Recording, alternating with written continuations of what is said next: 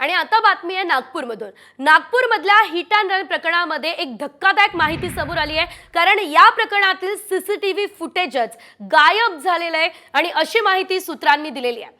रविवारी 8 सप्टेंबरला भाजपचे प्रदेश अध्यक्ष चंद्रशेखर बावनकुळे यांचा मुलगा संकेत बावनकुळे आपल्या मित्रांसोबत लाहोरी बारमध्ये गेला। त्यानंतर तिथून ऑडी कारने तो निघाला। रात्री साधारणतः 1 वाजेच्या सुमारास रामदास पेठेत या कारने अनेक वाहनांना धडक दिली। त्यात 2 जण जखमी झालेत। संकेत ज्या लाहोरी बारमध्ये गेला तिथलं सीसीटीव्ही फुटेज गायब असल्याचं समोर आलंय।